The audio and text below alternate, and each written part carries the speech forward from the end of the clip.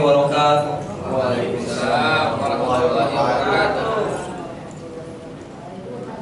Innal hamdalillah nahmaduhu wa nasta'inuhu wa nastaghfiruh wa na'udzu billahi min shururi anfusina wa min sayyiati a'malina may yahdihillahu fala mudilla lahu wa may yudlil fala hadiya lahu. Asyhadu an la ilaha illallah wahdahu la syarika lahu wa asyhadu anna Muhammadan abduhu wa rasuluhu la nabiyya ba'dahu. Alhamdulillahirabbil alamin, segala puji dan puji syukur adalah senantiasa kita panjatkan kehadirat ilahi Rabbi Allah Subhanahu wa taala yang telah memberikan kita nikmat iman, nikmat Islam, serta nikmat sehat walafiat, sehingga pada malam hari yang berbahagia ini kita dapat berkumpul di Masjid Al-Barkah dalam rangka menyambung tali silaturahmi kita, ukhuwah Islamiyah kita, dan juga menuntut ilmu dinul Islam yang insyaallah ketika kita mencarinya kita dapat meningkatkan derajat kita di mata Allah Subhanahu wa taala. Amin ya rabbal alamin. Salawat serta salam semoga senantiasa Allah Subhanahu wa taala limpah curahkan kepada Nabi Muhammad sallallahu alaihi wasallam, kepada keluarganya, para sahabatnya serta segenap pengikutnya yang istiqomah menjalankan sunnah-sunnahnya hingga akhir zaman nanti, termasuk kita bersama yang ada di sini. Amin ya rabbal alamin. Alhamdulillah, pada malam hari ini kita akan membahas lanjutan dari sesi pertama kemarin yang sama-sama temanya yaitu sejarah, darah, dan ulama. Kalau yang part 1 dibahas oleh Ustadz Artawijaya yang berfokus pada peradaban Islam di Indonesia, dan kali ini kita telah menghadirkan Ustadz lain lagi, yaitu Ustadz Haikal Hasan. Alhamdulillah Ustadz telah berada di samping kanan saya. Kita akan membahas peradaban Islam secara general, yaitu sejarah dunia.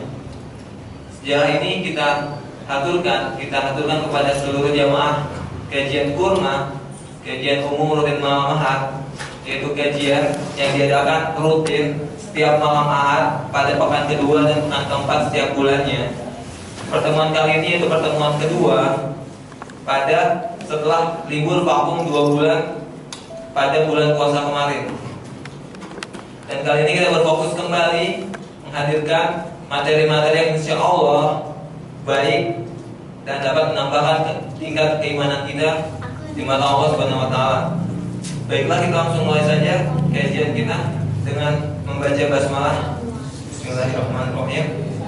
Perlu diingat bahwa kajian kita dibagi menjadi 3 sesi, yaitu sesi pertama yaitu sesi pemberian materi oleh Ustadz, sesi kedua sesi tanya jawab, dan sesi ketiga yaitu sesi closing statement dari Ustadz. Kepada Ustadz saya persilahkan.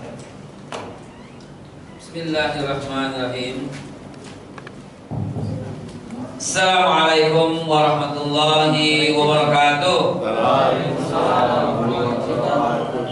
Alhamdulillahirabbil alamin. Allahumma shalli ala sayyidina Muhammadin wa ala alihi wa sahbihi ajmain. Wa tabi'in wa tabi'i tabi'in wa min tabi'ihum bi ihsan ila yaumiddin. Sahabat-sahabat sekalian yang dimuliakan Allah, pertama dan utama, maafkan saya karena kajian yang pertama sudah diupayakan sedemikian rupa dan berusaha untuk hadir di 8:30 menjelang jam 9, tapi kata panitia gak usah gitu ya. Bentrok pesawat ya, urusan pesawat delay, jadi akhirnya lambat, dan sekarang harus saya tunaikan kewajiban ini. Teman-teman sekalian, membahas peradaban, membahas darah ulama dan sejarah. Ambil contoh di Masjid Pondok Indah itu 2 tahun belum selesai. Ya, 2 tahun belum selesai. Di Masjid mana lagi? Ciputia misalnya, di Masjid mana lagi? Bintaro misalnya, udah hampir mau setahun ini. Setahun, dan Pondok Indah bukan 2 tahun, setahun. 6 kali pertemuan lah, 6 bulan, 7 bulan, 8 kali pertemuan, berarti 8 bulan. Belum selesai. Dan 1 kali pertemuan 3 jam. Bagaimana kita mau kelar? Anda lagi nyari akal nih, motongnya di mana nih gitu loh. Motongnya di mana? Karena materi yang udah ada siapin buat antum, ya. Materi yang udah siapin buat antum itu adalah, coba aja. Oh ya, ini, di sini. Nih ya, terus maaf. Nih, bentar. Tuh. Ini selengkapnya. Ya, lengkapnya itu 9 pertemuan, 1 kali pertemuan itu bisa 3 jam. Jadi kalau 1 kali pertemuan itu 3 jam, 1 materi itu 3 jam. Jadi kalau 9 kali 3, 27 kali pertemuan. Kalau setahun 12, 3 tahun baru kelar. Gitu kan? Pertemuan pertama 3 kali pertemuan, meneruskan tauhid, lalu nubuah Nabi Muhammad dalam Injil, lalu khilafah Rasyidin, lalu Bani Umayyah silsilah, lalu berdirinya Bani Abbasiyah, lalu Abbasiyah 1, lalu sejarah masuk Islam Indonesia, lalu khilafah sejarah Indonesia, lalu sejarah ulama Betawi yang mesti kita singgung sedikit nanti di akhir sesi. Nah, semuanya ini yang harusnya selesai dalam 27 kali pertemuan, 1 kali pertemuan 3 jam, 27. Sekarang kita mesti ngomong 15 menit. Nah, gimana kesingkatnya tadi? Ya, singkatnya adalah jawab aja deh. Kalau bener, Anda lanjut. Kalau salah, Anda jelasin. Singkatnya begini. Benar atau salah kalimat ini? Islam dibawa oleh Nabi Muhammad Sallallahu Alaihi Wasallam. Benar salah? Ngobrol aja sih, santai aja, jangan bingung gitu. Santai aja. Islam itu dibawa oleh Nabi Muhammad. Benar salah? Salah. Berarti yang mau Islam siapa dong?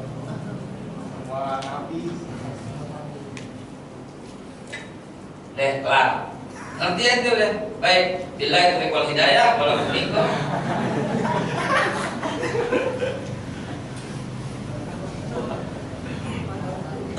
Betul.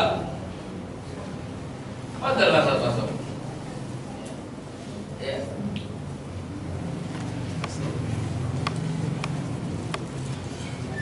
Baik, bismillahirrahmanirrahim. Ente udah paham kalau begitu. Maka pertanyaan kedua, Nabi Muhammad, Nabi Ibrahim, naik lagi. Injil itu kitabnya orang Nasrani. Betul atau salah? Betul salah?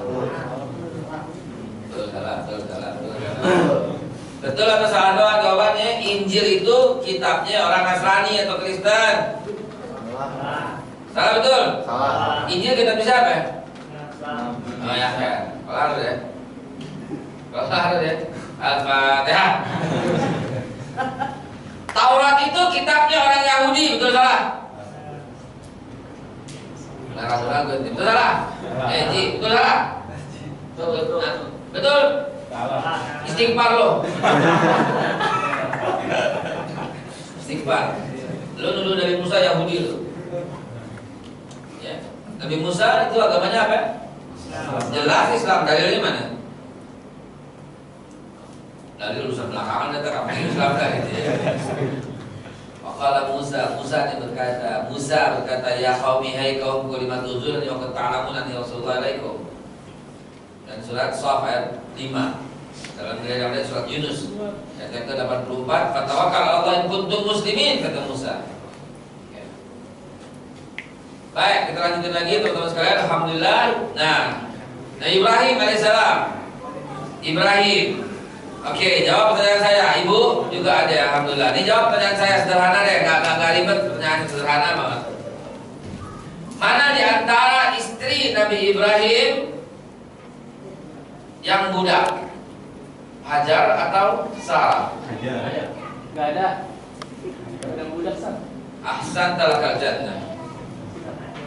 Yang bilang budak istighfar lo. Bertentangan sama hadis Bukhari. Nabi Muhammad SAW mengatakan tidak ada satupun dari keturunan Nabi dan para Nabi baik ke atas maupun ke bawah yang dari dan berasal dan menghasilkan budak. Gak ada. Lantas siapa itu Hajar? Israeliat yang mengatakan dia seorang budak. Ini potong letter aja, potong kompas aja nih. Ya, main lurusin aja. Jangan bengkong-bengkok. Ya. Gak pakai buka slide dulu sebentar. Ntar saya jawabnya baru panjang. Siapa? Hajar, anak Ramses I yang dikudeta oleh Raja Amr bin Amru. Amr bin Amru itulah yang berjumpa dengan Ibrahim ketika Ibrahim bawa Sarah. Amr bin Amru bertanya, siapa ini? Ini adikku. Ibrahim bohong. Hadis Tirmizi yang menceritakan, wahai Sarah, jagalah kehormatanmu untukku, kata Ibrahim. Karena kalau aku berkata kau istriku, raja akan membunuhku dan tidak ada lagi orang Islam di muka bumi, kata Ibrahim alaihissalam. Akhirnya raja menikahi Sarah dan kemudian menikahkan tawanan, yaitu Hajar, dengan Ibrahim. Enak aja budak. Ya mungkin diikat tawanan iya, budak bukan. Tawanan iya, budak bukan. Gitu. Alhamdulillah.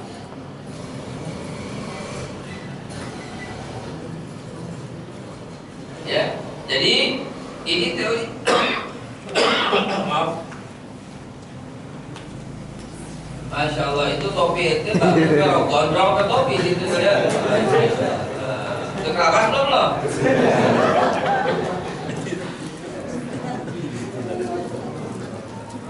Nih, ini pembusukan peradaban, pembusukan sejarah. Ya, mengatakan Taurat itu kitabnya orang Yahudi, mengatakan Nabi Musa itu memberikan Taurat untuk Yahudi. Mana dalilnya? Nggak ketemu Nabi Musa dengan agama Yahudi, nggak ketemu. Agama Yahudi itu muncul tahun 930. Nabi Musa hidup tahun 1420. 400 tahun setelah Musa wafat baru muncul agama Yahudi. Nggak ketemu. Injil buat Nasrani. Injil kapan? Nasrani kapan? Injil diturunkan tahun 30 oleh Allah Subhanahu wa taala dan Nasrani muncul tahun 325. Nggak nyambung gitu loh. Nyambung dari mana? Injil itu kitabnya orang Islam. Man ansari ilallah, kata Nabi Isa alaihissalam. Qala hawariyun nahnu ansarullah. Kami menolong agama Allah. Wasyhad, saksikan bi annana muslimun, kata orang Hawari. Saksikan kami orang muslim. Nggak nyambung ini semua. Ya. Apalagi itu dikatakan Nabi Muhammad sallallahu alaihi wasallam. Nabi Muhammad memperkenalkan Islam. Tidak. Nabi Muhammad sallallahu alaihi wasallam memunculkan kembali Islam itu. Memunculkan kembali, bukan membawa Islam yang baru, memunculkan Islam kembali. Nabi Muhammad sholat, Nabi Isa sholat. Coba dibuka surat Maryam ayat yang ke-30. Nabi Musa sholat, coba dibuka surat Yunus ayat yang ke-87. Nabi siapa lagi? Ismail sholat, coba buka 1955. Semua Nabi sholat, semua Nabi zakat, semua Nabi puasa, semua Nabi haji, semua Nabi syahadat. Zaman Ibrahim syahadatnya asyhadu alla ilaha illallah wa asyhadu anna Ibrahim Rasulullah. Zaman Musa la ilaha illallah Musa Rasulullah. Zaman Isa la ilaha illallah Isa Rasulullah. Semua Nabi syahadat, salat, zakat, puasa, haji. Nabi Muhammad tidak membawa ajaran baru. Tidak membawa ajaran baru. Nabi Muhammad sallallahu alaihi wasallam meluruskan kembali yang bengkok-bengkok dan melengkapi risalah dengan penyempurnaan yang luar biasa. Tidak membawa sesuatu yang baru. Ya. Kita kebanyakan sukanya yang baru-baru aja. Sahabatku sekalian, ini jahat sekali, peradabannya kotor, yang dibuat oleh Sunakul-Kronya kurang ajar. Ya, ini juga, ya kita singkat saja, waktunya udah habis. Ya. Baru datang. Siapa? Anda udah. Saleh ente deh gitu. Ya, Bisa belum? Alhamdulillah. Ya.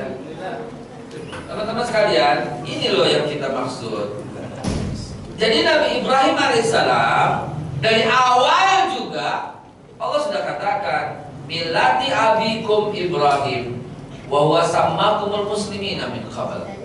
Ikuti nenek moyangmu Ibrahim dan dia Allah telah menentukan, menyebutkan dan menamai kalian muslimin min qabl, orang Islam sejak dahulu kala. Tidak ada alasan. Dari mana itu yang mengatakan Yahudi, Nasrani? Tidak ada satupun Nabi yang bawa Yahudi, tidak ada satupun Nabi yang bawa Nasrani. Begitu hebatnya pembodohan itu loh. Sehingga ada yang dikatakan Nabi membawa Yahudi lah, ada Nabi bawa Nasrani lah. Astagfirullah. Nabi apa itu yang begitu? Nabi Cilu. Cilu apa? Kurang ajar itu manusia. Cilu apa? Nah iya dong. Kenapa? Karena wa nahnu lahu muslimun. Semua nabi itu muslim. Kul, katakan amanna billah, beriman pada Allah. Wa ma unzila alaina, dan apa yang diturunkan kepada kami itu Quran. Wa ma unzila ala Ibrahim wa Ismail wa Ishaq wal asbat wa Yaqub wal asbat. Ibrahim, Ishaq, Yaqub dan seluruh anak cucunya. Wa ma utiya Musa wa Isa, Isa wan nabiyyuna min rabbihim, dan semua nabi dari Tuhan mereka. La nufarriqu baina ahadin minhum wa nahnu lahu muslimun. Wa may yabtaghi ghairal islami dinan fala yuqbal minhu wa fil akhirati minal khasirin. Mana ada nabi yang Yahudi? Mana nabi yang Nasrani? Anda ceritain sedikit saja, ya. Waktunya udah mepet banget, Anda ceritain sedikit. Cepat tiga. Dengerin. Ini Ibrahim, ya. Ini Ibrahim. Ibrahim, kalau kata orang Islam, kata Nasrani Abraham, kata Yahudi Abram, kata Hindu Brahman, kata Buddha Brahmana, Ibrahim, semua sama Ibrahim. Orang Tanah Abang Boim. Ya kan? Boim kan? Boim. Nih, Ibrahim sekarang punya dua anak, yaitu Ismail dan Ishak. Ya, nih dengerin, Ismail dan Ishak. Ismail dan Ishak, dua-duanya bangsawan, karena melahirkan semua para nabi nanti. Apa agama Ismail, apa agama Ishak? Jelas Islam. Sami, masuk lo. Ngapain dari tadi lu keluar aja? Hah? Mana? Mana? Udah mau kelar juga lu baru datang. Nih dengerin.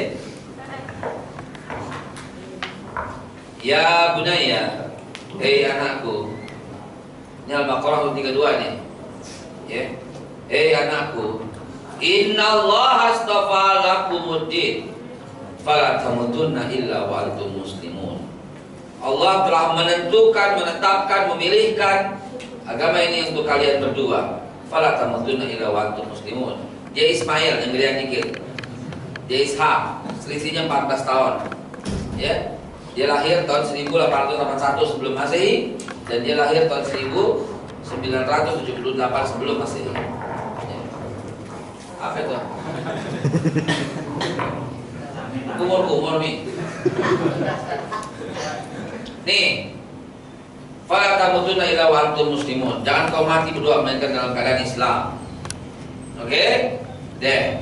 Ismail, lo ikut gue. Sama siapa? Sama emaknya Hajar. Kemana? Ke Ka'bah, ke Mekah. Boleh juga lo. Mana? Lo ikut gue. Mesti begitu, karena kalau enggak waktunya enggak cukup ya. Mesti cepet-cepet. Bentar. Lo ikut gue, Il. Ikut gue, ya. Mahir, ya. Betawi bilang Mahir. Ishak, lu cari bini di sini, ya. Lu cari bini. Mahir, lu udah gede, cari bini sendiri, ya enggak? Lu cari bini di sini.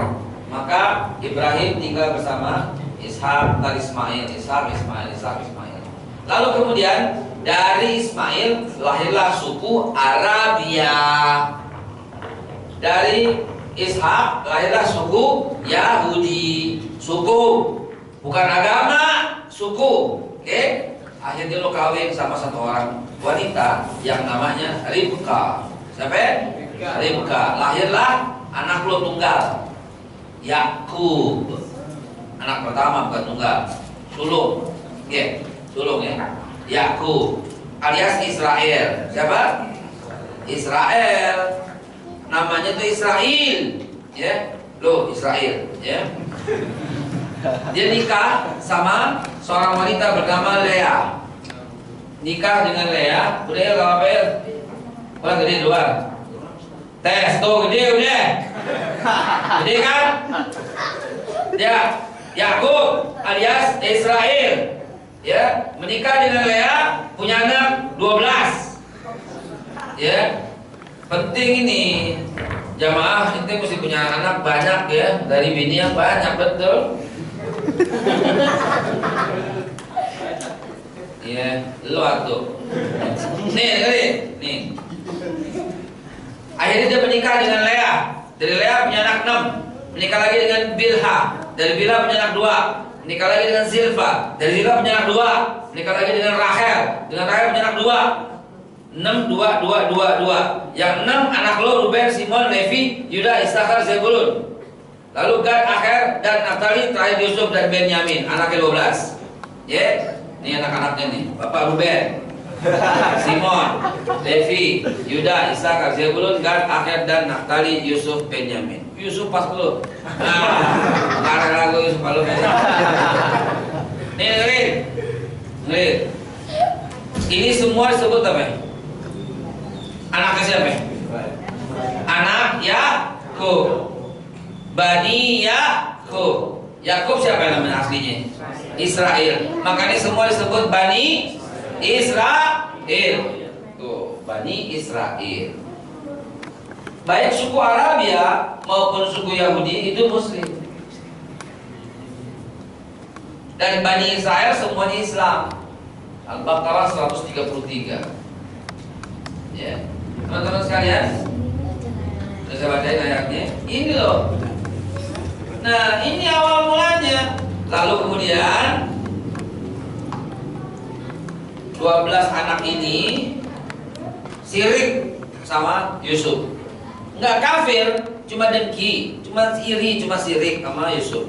Tuh, udah ngapain main Pokemonnya? Handphone aja lo tahan sih dengerin. So, lalu kemudian Yusuf dibuang ke sumur. Ya betul? Betul? Masih nyambung? Lalu kemudian Yusuf dia beli sama raja apa? Mesir, Ramses II, Firaun II. Lalu kemudian saudaranya akhirnya dibawa lagi sama Yusuf ketika Yusuf menjadi bendaharawan Israel. Bendaharawan Mesir. Udah paham dari situ? Paham? Ini ada cerita dari mulai awal nih. Deh. Lalu kemudian anak-anaknya ini, anak-anak Yakub, anak-anak Yakub semua dibawa oleh Yusuf ke Mesir, diboyong. Akhirnya punya anak banyak, ya. Ruben punya anak banyak, Simon punya anak banyak, Levi punya anak banyak, Amr punya anak banyak, Fahid punya anak banyak, Imran punya anak banyak, semua punya anak banyak.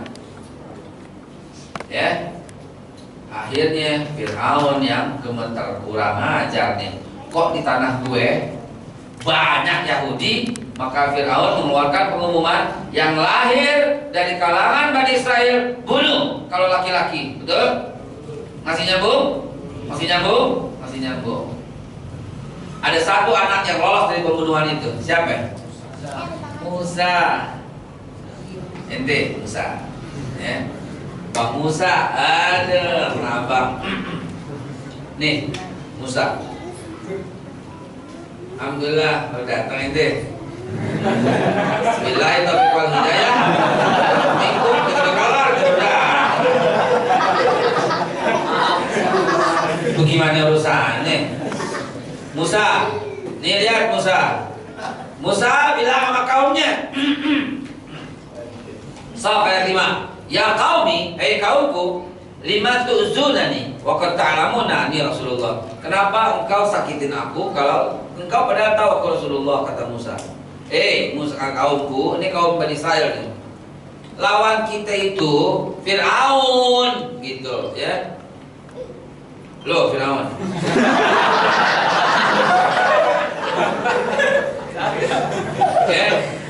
Ya. Salam. Alhamdulillah, baik kita akhiri sesi kita. Terima kasih. Bismillahirrahmanirrahim. Wal hidayah. Wala bumikum. Kamu dari mana lu ginari baru datang? Macet tak gue dari Codet jadi sampai. Ini nggak ada kita.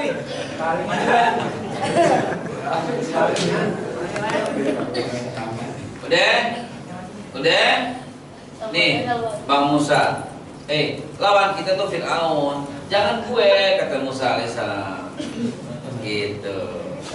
Surat Yunus 84 mengatakan, "Tawakkal 'ala Allah in kuntum muslimin." Yuk tawakal sama Allah kalau kau orang Islam. Kagak, kata mereka. Sebagian dari mereka ingkar kepada Musa, lalu sebagian mereka membelot kepada Fir'aun.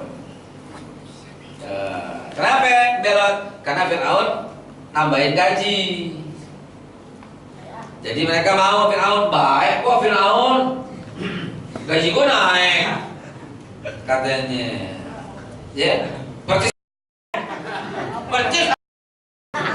baik kok gajinya naik, sama, mirip, bukan mirip, emang turunan Fir'aun.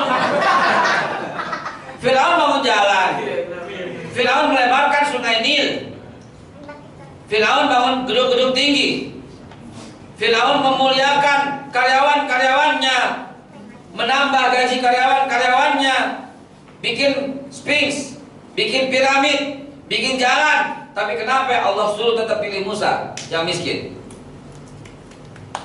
Karena pilih Fir'aun, laknatullah akan turun gitu loh. Sama lo pilih laknatullah akan turun. Amin. Gak usah pakai aku juga udah pasti turun. Dalilnya udah jelas kok. Ya. Baik, nih Musa. Ya, ngapain pilih Fir'aun? Musa katanya dia begitu. Lalu kemudian Fir'aun marah, kejar Musa, Musa lari lewat laut, terbelah dua lautnya, Musa lewat, Fir'aun lewat, baru dia tobat. Amantu bi Rabbi Musa wa Harun. Kagak, kata Allah. Ya Allah, aku beriman pada Tuhan Musa dan Harun. Kagak, telat, kata Allah. Ya, telat baru sekarang loh. Lu juga ntar gitu udah mau mati aja, ya Allah. Gua tobat deh sekarang, tobat pare lo. Gak ada, tobat udah mau mati gak ada. Udah nyawa di kerongkongan baru tobat gak ada. Ya. Sekarang gitu ya. Ada orang kayak kakek, nenek udah mau mati baru dibilang tanah gue yang di situ gue wakafin deh. Nih, gue kasih si ini deh, dapat pahala begitu. Gak bisa Pak, sedekah tuh lagi sehat gitu loh. Udah mau mampus baru sedekah. Gimana ceritanya? Sedekah apa? Ya. Kan Fir'aun tobat di akhir hayatnya. Amantu bi Rabbi Musa wa Harun. Enggak, kata Allah, justru lo gue awetin lo, kata Allah, buat pelajaran buat umat belakangan hari lo. Ya, biar orang lihat lo. Orang yang mengatakan ana rabbukumul a'la. Gitu. Sama aja apa? Biar Tuhan kalau salah gue lawan. Buset. Gila bener. Itu orang gitu ya. Musa. Lalu kemudian Musa membawa, lalu Musa wafat. Setelah selamat, Musa wafat. Ketika Musa wafat, Allah bangkitkan Tolut. Setelah Tolut ada Jalut, Allah bangkitkan Daud. Setelah Daud, Sulaiman. Semuanya masih Islam. Masih Islam. Bahkan Ratu Bilqis, ya, dari Hadramaut yang kemudian datang ke istana Sulaiman berkata apa? Aslamtu ma Sulaiman. Asyhadu an la ilaha illallah wa asyhadu anna Sulaiman Rasulullah. Masuk Islam. Ratu Bilqis. Nah, ya. Jadi Nabi Musa membawa kita taurat untuk umat Islam, ya. Tadi udah bacain ayatnya, baca lengkap. Anda mendengar, Anda cerita aja, mendongeng aja dah. Sama ini sama nih yang dongengin tuh sama. Si Ruben, Simon, Levi, Lesa, Kasebulun, dan akhir benar Yusuf, Benyamin. Sama, nggak ada Dawe Ani. Tadi Benyamin Dawa.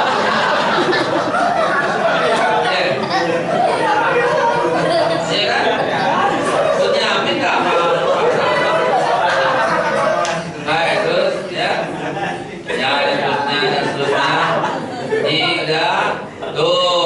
Sudah sampai sini ada cerita, ya. Ini anak-anaknya semua, di Binyamin Talut nikahin anaknya Daud, ya.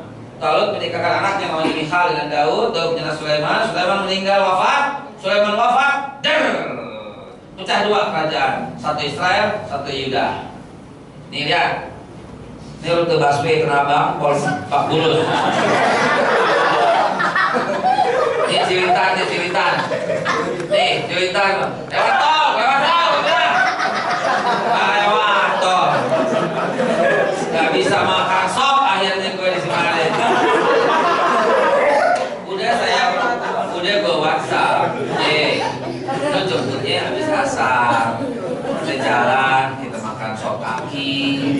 Iya enggak? Baru maghrib di sini kita ngobrol, pembukaan maghrib gitu kan. Baru isya. Maghrib baru sampai. Bangetan lewat tol, dia lewat Keramat Jati. 4 kali depan rumahnya bolak-balik aja. Ini ada minit dos pala Ibrahim biasanya ke kayu saya musuh ke Daud Sulaiman. Ini lagi ada Sulaiman wafat baru muncul Israel. Muncul Yuda. Sulaiman wafat baru ada agama Yahudi. Sebelum Sulaiman wafat masih satu agama Islam, nggak ada Yahudi. Baru Sulaiman wafat, ini peradaban pahamin. Sulaiman wafat muncul Yahudi. Lalu Yahudi kuat, petantang petenteng.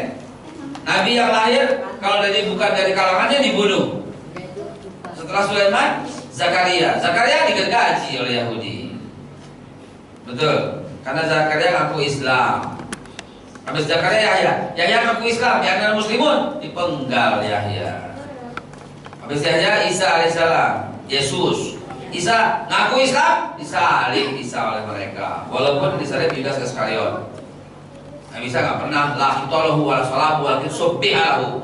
Isa tuh nggak pernah disalib, nggak pernah dibunuh, diserupakan.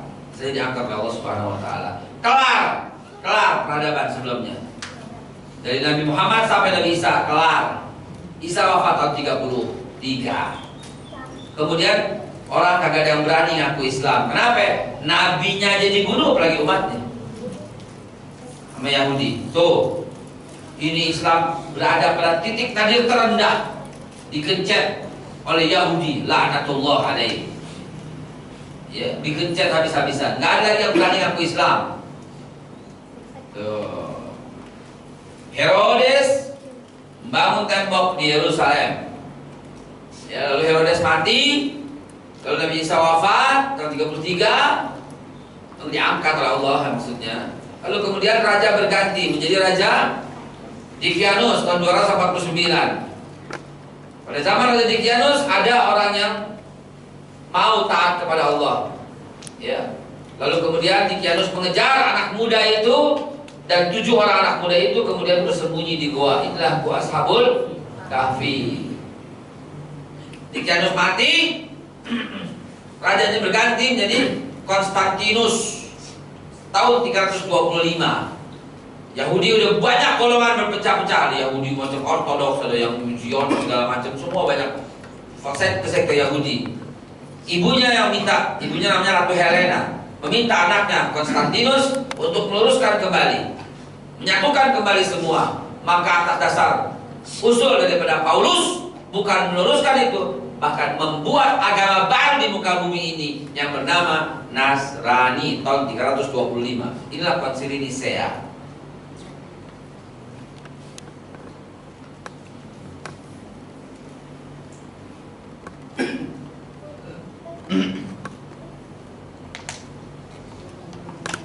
Ini udah gue ceritain tadi itu biar cepat. Muktamar di Nisea tahun 325 hadirkan 248 orang. Ya. Hah? Muktamar aja, sengaja bikin muktamar. Ya.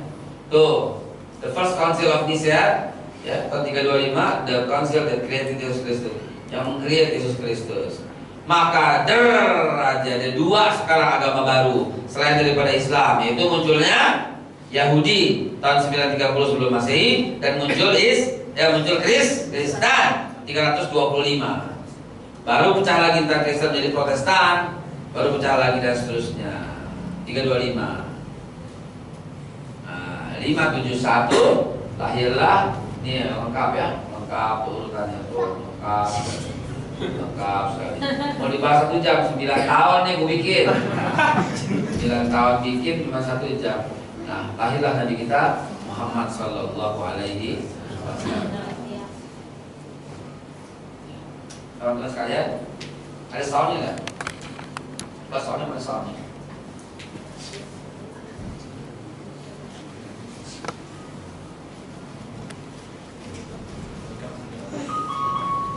Aji, boleh soundnya?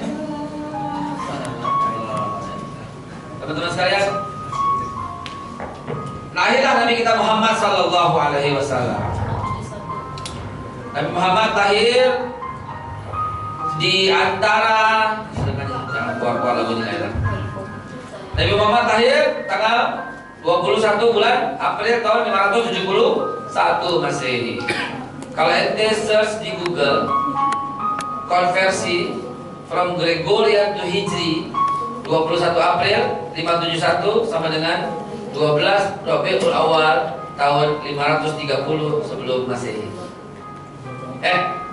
Tahun 53 sebelum Hijriah. Lahiran Nabi Muhammad SAW.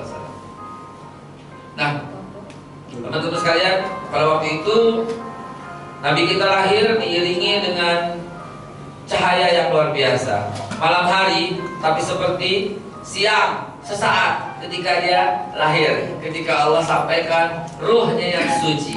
Allah Akbar. Jangankan manusia, malaikat pun bergembira dengan kehadirannya. Jangankan malaikat, hewan-hewan pun bersuka cita dengan kelahirannya. Allahu Akbar. Pada saat itu ada gempa kecil, tapi ternyata gempa itu hanya meruntuhkan Lata, Uzza, Manah dan patung-patung. Ada gempa kecil, tapi gempa itu hanya untuk membuat rebah pohon-pohon, seolah-olah bersujud, seolah-olah bersyukur, seolah-olah tunduk pada keputusan yang akan dibawa oleh Nabi Muhammad SAW. Bahkan air laut pun naik tinggi. Allahu Akbar. Itulah kelahiran Sang Agung, Sang yang suci, yang maha agung, yang maha mulia, yang Allah sematkan asmanya dalam akhlaknya. Wa innaka la'ala khuluqin azim. Kau berada pada akhlak yang azim. Azim itu asma Allah, tapi Allah berikan kepadanya. Coba, mana ada makhluk seperti ini? Belum pernah Allah melihat makhluk yang lebih mulia dari yang lahir pada tanggal itu. Tidak juga malaikat, tidak juga Jibril, tidak juga seluruh malaikat, bahkan seluruh manusia berhimpun untuk menandingi akhlaknya, nggak bakal sanggup, karena Allah firmankan, laulaka ma khalaqtul aflaki. Kalau tidak karena engkau, kalau bukan karena engkau, kalau bukan sebab engkau, tidak menciptakan langit dan bumi. Coba. Masya Allah, Nabi kita Muhammad Sallallahu Alaihi Wasallam. Maka saya potong ya, saya singkat. Nabi Muhammad Sallallahu Alaihi Wasallam. Ini ajib banget suara ini, Masya Allah. Fatahna laka fatham mubina, liyaghfir laka Allahu ma taqaddama min dzambika wa ma ta'akhkhar, wa yutimma ni'matahu 'alaika wa yuhdiyaka siratan mustaqima wa yansuraka Allahu nafsan azizan laqad ja'akum rasulun min anfusikum azizun 'alaihi ma 'anittum harisun 'alaikum bil mu'minina raufur rahim. Cakep banget dah. Nabi Muhammad SAW diangkat sebagai Rasul pada tahun 610 Masehi, dan pada tahun 624 ya, atau 14 tahun setelah kerasulan, tibalah berdakwah dengan luar biasa yang ditandai dengan perjanjian Hudaybiyah. Pada saat perjanjian Hudaybiyah, Nabi Muhammad mengutus semua sahabat-sahabatnya untuk dakwah. Betul?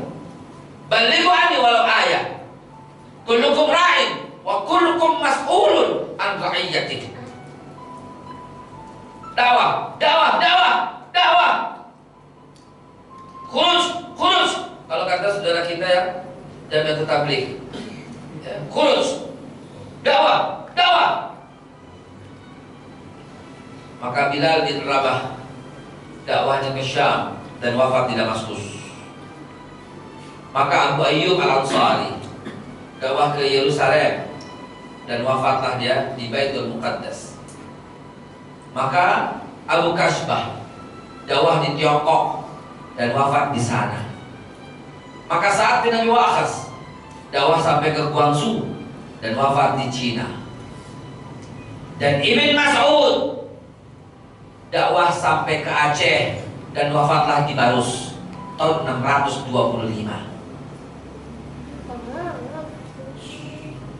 Ada di buku sejarah.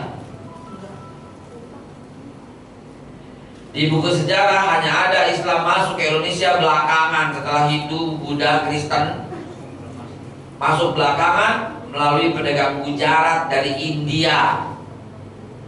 Semoga Allah Subhanahu wa taala benamkan wajahnya, sunahul khronya, dia yang bikin teori itu. Islam masuk ke Indonesia atas dakwah Nabi dan para sahabatnya. Memang betul Nabi tidak pernah menginjakkan kaki di Indonesia, betul sekali. Tetapi Nabi Muhammad SAW mendoakan orang Indonesia, mendoakan dan mengutus sahabatnya kemari. Maka pada tahun 625 sudah ada perkampungan Islam di Barus, Tapanuli. Rasulullah masih ada itu. Rasulullah wafat 632. Lalu tahun 646 zaman pemerintahan Utsman bin Affan ada masuk Islam. Ya, kemana Kalingga, Jepara, Ratu Sima dan Jaisima masuk Islam tahun 646. Tahun 718 Khalifah Umar bin Abdul Aziz masuk ke Palembang dan masuk Islam Raja Sri Indra Farman. Ini materi kelima sebenarnya. Ya, udah saya siapin sudah materi satu aja, potong cepet gitu. Ya, udah kelar materi satu, masuk materi 5.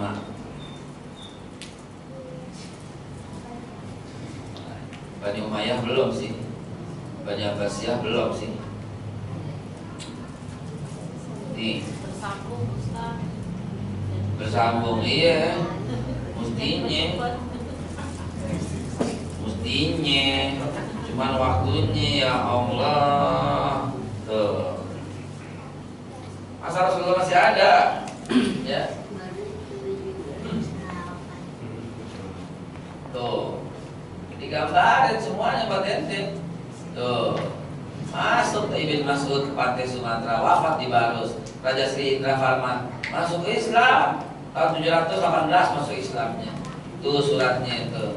Saya ingin Anda mengirim kepada saya seorang yang dapat banyak Islam kepada saya dan menjelaskan kepada saya tentang hukum-hukumnya. Tuh, suratnya ada di Museum Oxford di Inggris.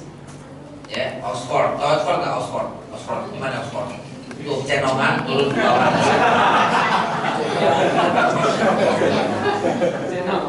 Teman-teman sekalian, inilah awal mula peradaban. Ini awal mula peradaban. Lalu kemudian akhirnya apa yang terjadi? Islam semarak di Indonesia, tapi belum semuanya. 800, tahun 900, tahun 1000, 1100, 1200 belum berkembang. 1300 Belanda udah mulai mencium Indonesia. 1400 sudah mulai perang salib, Crusaders. 1500 masuklah Wali Songo yang pertama, Maulana Malik Ibrahim. Materi ke 9. Cepat kan? Ini udah kelar materi ke 9. Ya, sejarah masuk Islam ke Indonesia. Tuh.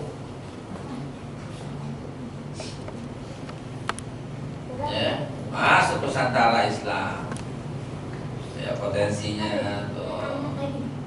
Masuk dari awal-awal tuh.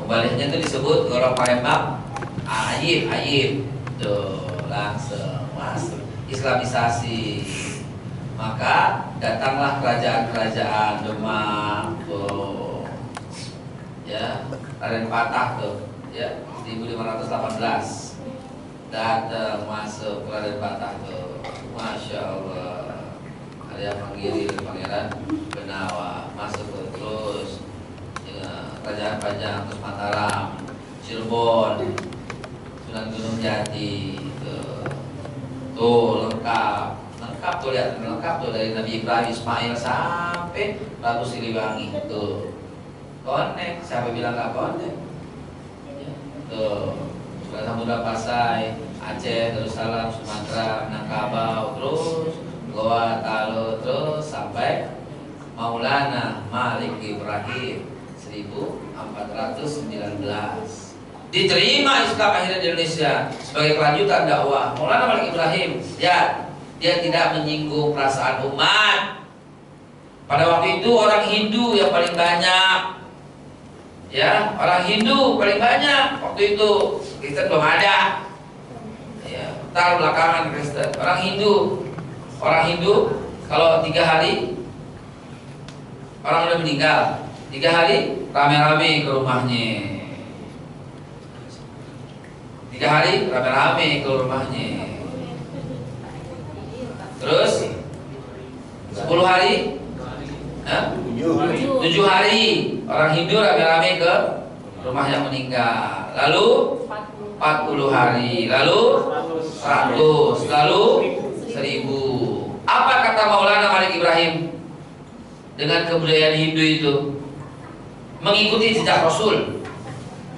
Yahudi suka puasa di 10 Muharram. Aku senang menyelisih umat lain, kata Nabi. Mengambil budaya umat lain lalu diisi dengan Islam. Itu cara untuk membuat orang Yahudi tertarik masuk Islam. Cara untuk orang Nasrani masuk Islam. Diambil budayanya oleh Nabi. Maulana Malik Ibrahim persis mengikuti jejak itu. Wah, orang datang ke rumah orang mati nih.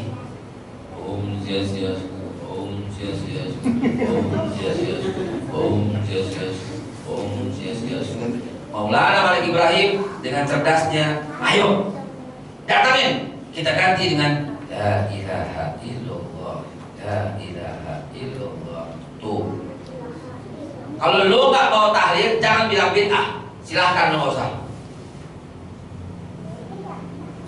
Ya, itu namanya kurang ajar.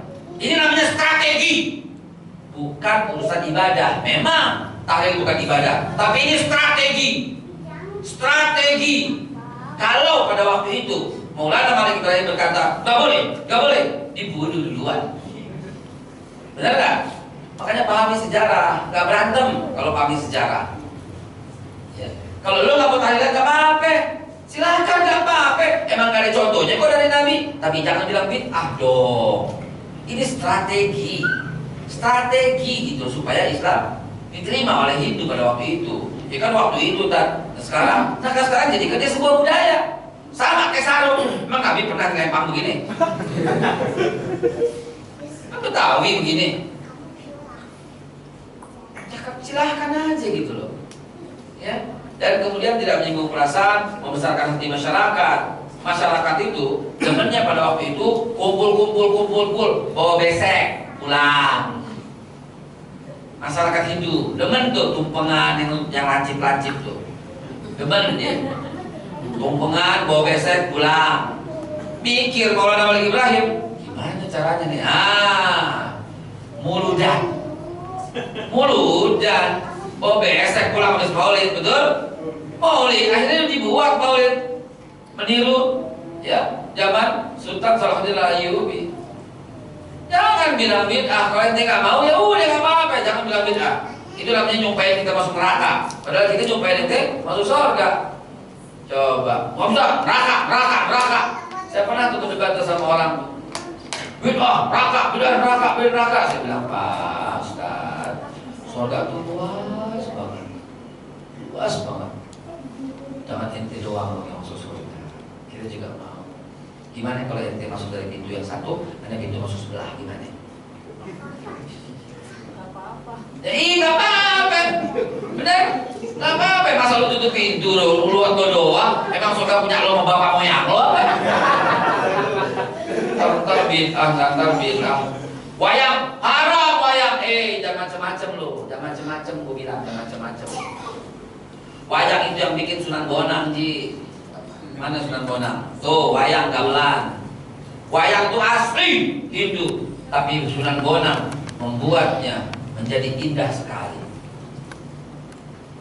Orang masuk duit segobang untuk nonton wayang yang Hindu asli, tapi Sunan Bonang dengan cantiknya berkata, dia yang jadi dalang.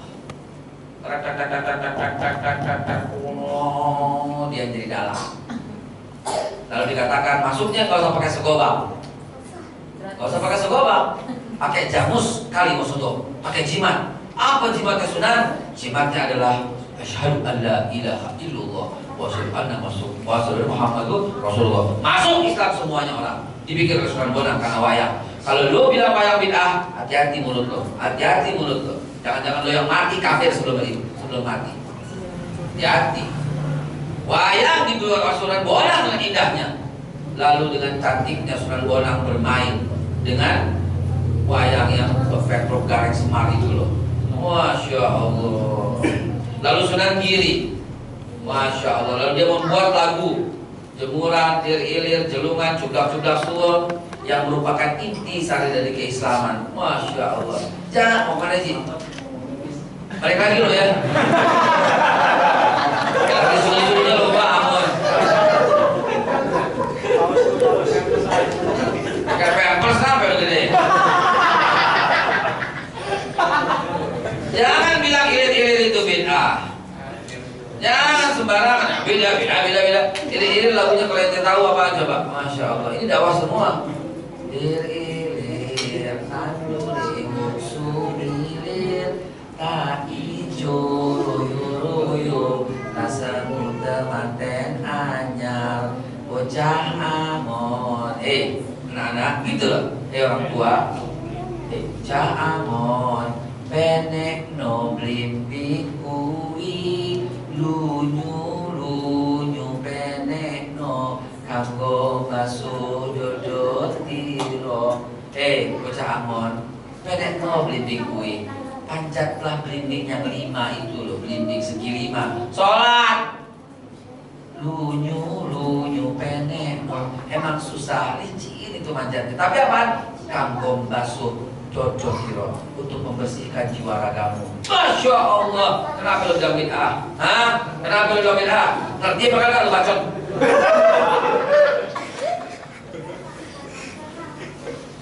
Jodoh tiro kumitir bedak ing pinggir Ngomong cuma tono kanggo sebo mengko sore, untuk menghadap ketika engkau mau mati. Mumpung pada rembulan nih, bukan waktu. Mumpung jembar kalangannya, yo surah oh surah yo mari takbir Allahu Akbar. Tuh Sunan Giri. Ada aja orang bilang Wali Songo fiktif. Iya, fiktif. Bapak moyang lo fiktif kali. Ini ada kuburannya gitu loh. Ada. Kurang ajar tuh orang. Janganlah. Lalu kemudian apa yang terjadi? Seterusnya Sunan Kalijogo. Lalu kemudian Sunan Kudus. Lalu Sunan Muria. Lalu Sunan Gunung Jati, cucu Raja Pajajaran Prabu Siliwangi, yang punya anak kemudian Sunan Gunung Jati, yang kemudian mengenal Islam ke Majalengka, Sunda Kelapa dan Banten, dan berhasil memprakarsai serangan di Betawi yang akhirnya Portugis pergi atas dakwah daripada Pangeran Syarif Hidayatullah. Pangeran Syarif Hidayatullah ini punya cucu namanya Tubagus Angke. Betul? Tubagus Angke. Dia yang mempertahankan tanah Betawi. Tubagus Angke punya cucu namanya Pangeran Jayakarta yang wafat di Jatinegara Kaum. Dia punya cucu yang namanya Guru Mansur Jembatan 5. Guru Mansur Jembatan 5 punya buyut yang namanya Yusuf Mansur ceramah. Tuh asli Betawi, pewaris tahta, bukan. Dari mana tahu-tahu ini yang mengeluarkan darah di tanah sini? Ya, mari. Kelar materi ini cepet banget itu sebelah 11 tahun cuma setengah jam. Kan lo? Saya tutup dengan sebuah film yang sudah saya siapkan untuk antum sekalian. Film yang saya beri judul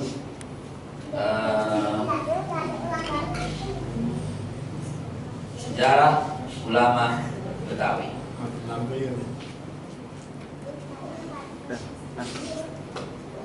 Soalnya boleh.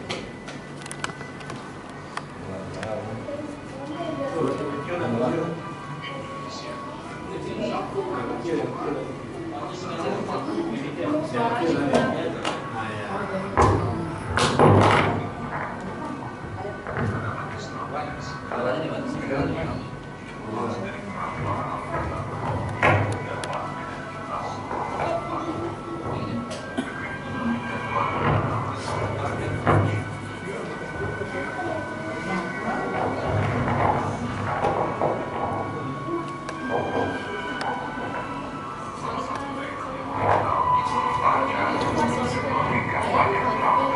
Salah satu daerah yang paling terkenal, yang paling banyak menghasilkan para ulama, yang paling cocok dengan sunnah Rasulullah, Betawi. Fatahillah 1527 melawan Portugis, mengusir mereka dan mendirikan negara yang namanya Fathan Mubina, Jaya dan Karta. Fathan Mubina yang disingkat jadi Jakarta. Orang Jakarta suka singkat, ya. Muhammad Abdullah, Muhammad Rafi,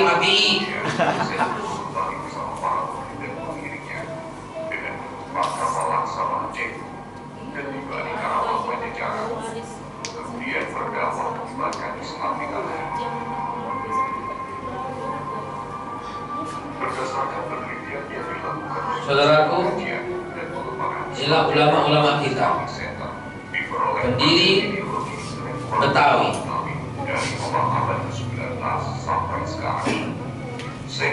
Syekh Junaid Al-Batawi, imam di Masjidil Haram. Bayangkan, ulama asli Betawi yang jadi imam di Masjidil Haram dan tidak digantikan sampai dia wafat. Syekh Guru Binsor, ya, merupakan ayah dari Guru Marzuki Cipinang Muara, Guru Mansur di Batan 5, ya, Syekh Mujtaba dan beberapa syekh lain yang bermukim di Mekah, yang merupakan orang yang paling alim dalam ilmu falak. Buku-bukunya masyhur, ya, bahkan sampai di luar negeri dijadikan rujukan. Pernah kita lihat bukunya di sini. Guru Marzuki Cipinang Muara, ini disebut ulamanya ulama. Ya, ulamanya ulama, Guru Marzuki Cipinang.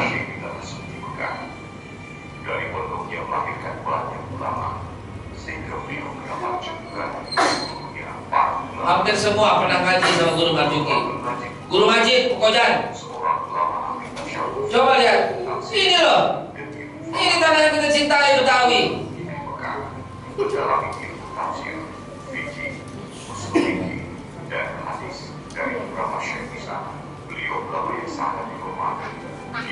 Dan beliau ini murid langsung dalam bidang falak kepada Mufti Betawi Al-Habib Usman bin Yahya.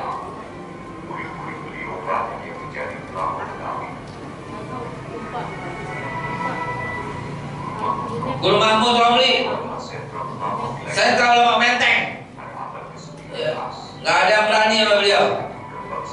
Ini mereka nih yang mengeluarkan darah, mempertahankan dari Belanda, nggak pernah tunduk dengan Belanda.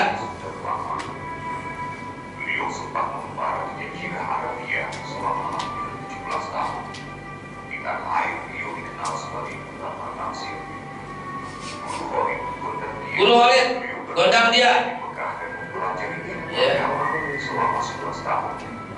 ilmunya masyhur, ya, dan banyak sekali murid-muridnya. Dan dia murid langsung daripada Syekh Imam Nawawi yang mengarang kitab Riyadhus Shalihin.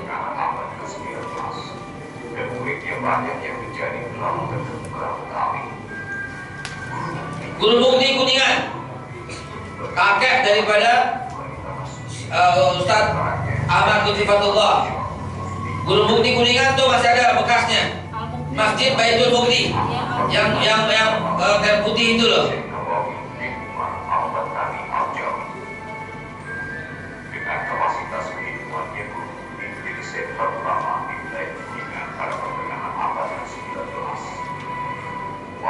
Allahu Akbar. Paling saya bisa biasa nih.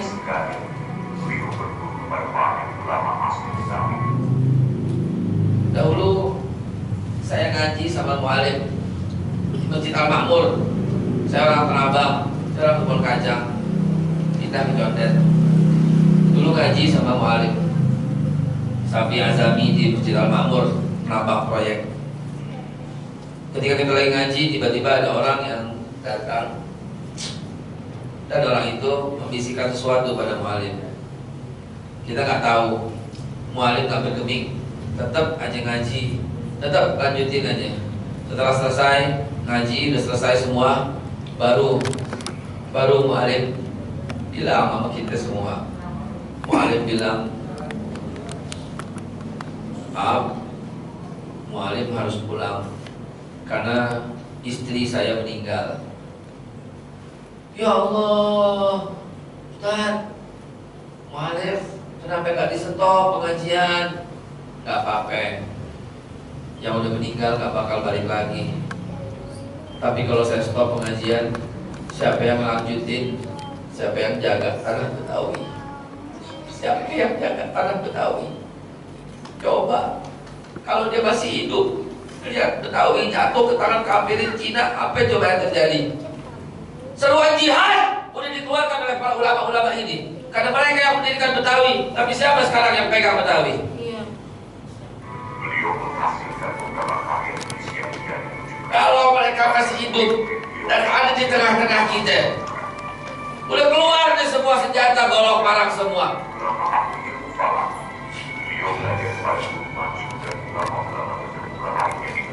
Syekh Muhajir 31 kitabnya jadi rujukan ulama-ulama dunia. Orang Betawi, Guru Rajil Pekojan,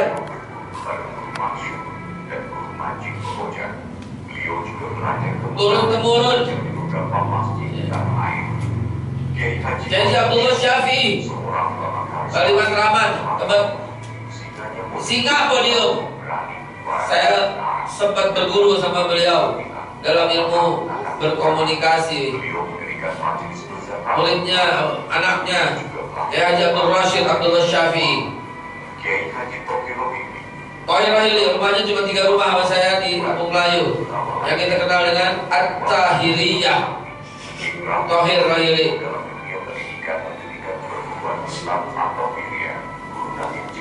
Guru Naim Cipete. Ini guru silat, ya, Cipete sana. Allahu Akbar. Belum lagi kita cerita Guru Arifin di Condet. Belum lagi kita cerita Habib Alwi Jamalulair Mangga 2. Belum lagi kita cerita Habib Ali Kuitang, ya, Al-Habsyi. Belum lagi kita cerita para mufti-mufti Betawi pada zaman itu. Andai kata mereka semua berkumpul, Kiai Nur Ali, ya, Kalimalang. Andai kata mereka semua masih hidup, para habaib masih hidup, para guru masih hidup, para ulama-ulama pendiri masih hidup, dan lihat Betawi kayak begini, apa yang dia lakukan? Korban udah nggak boleh di pinggir jalan, takbiran udah nggak boleh. Apa yang coba yang dilakukan? Apa yang terjadi coba? Minuman keras dulu nggak boleh, sekarang ada di apa? Ada di Indomaret. Jadi apa yang kira-kira? Apa yang terjadi berikutnya nanti?